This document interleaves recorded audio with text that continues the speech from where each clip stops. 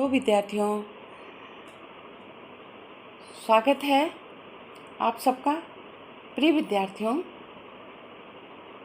हम लोगों ने इससे पहले नदी के द्वीप कविता की सारांश व व्याख्या का अध्ययन किया था, जो सच्चिदानंद हीरानंद वात्स्यायन के द्वारा रचित अज्ञेय जी के विषय में थी। हम संक्षिप्त रूप से पहले अज्ञेय जी के विषय में परिचय प्राप्त कर चुके हैं। अज्ञेय जी को आधुनिक कविता का युग प्रवर्तक कहा गया है। प्रस्तुत कविता में वे व्यक्ति का समाज में महत्व स्वीकार करते हुए कहते हैं कि समाज एक नदी के समान है।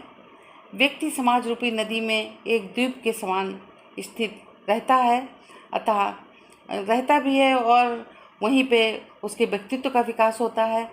अतः व्यक्ति को द्वीप के समान स्थिर रहकर समाज के विकास के विषय में चिंतन करना चाहिए।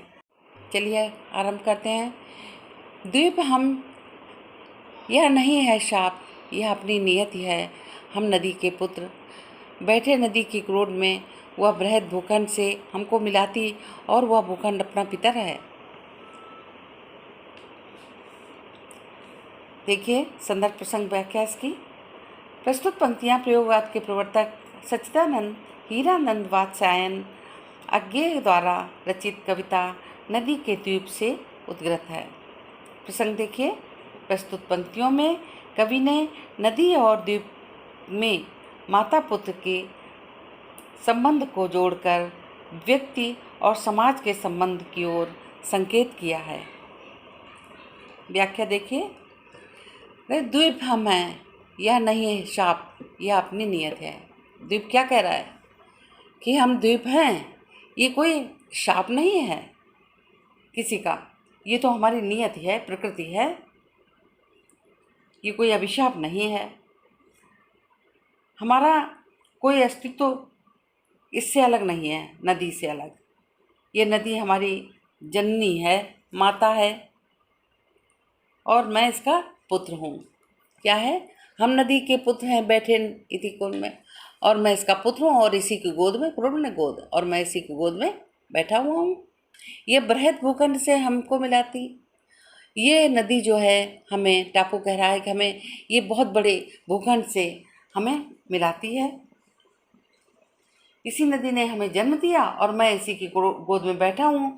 और ये जो है जो भूखंड है, जो नदी है, ये हमें बहुत बड़े भूखंड से मिलाती है। इसी के माता नदी ने मुझे यह रूप दिया, आकार दिया और भूखंड रूपी मुझे पिता से मिलवाया। वह बृहद भूखंड हमको मिलाती है और वह भूखंड अपना पिता है। मतलब इसी ने हमें आकार दिया, इसी ने जन्म दिया, इसी के कारण मैं यहाँ पे हूँ और इसने मुझे बहुत बड़े भूखंड जो मेरा पिता है उससे मिलवाया। अब विशेष में देखिए। प्रस्तुत कविता के द्वारा कवि ने बताया है कि व्यक्ति और समाज का अटूट रिश्ता है।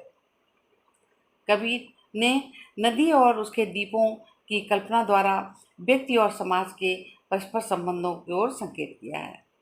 दूसरा पॉइंट देखिए, प्रतीकात्मक शैली का प्रयोग किया गया है। तीसरा देखिए, सरस खड़ी बोली का प्रयोग हुआ है। चौथा पॉइंट, कवि ने कविता के माध्यम से नदी को समाज तथा द्वीप को मनुष्य कहकर संकेत किया है। पांचवा, नदी समाज का तथा व्यक्ति द्वीप का प्रतीक कहा है। कवि ने नदी को समाज का प्रतीक और व्यक्ति को द्वीप का प्रतीक बताया है। तो ये कविता नदी का द्वीप जो है समाप्त हुई। धन्यवाद।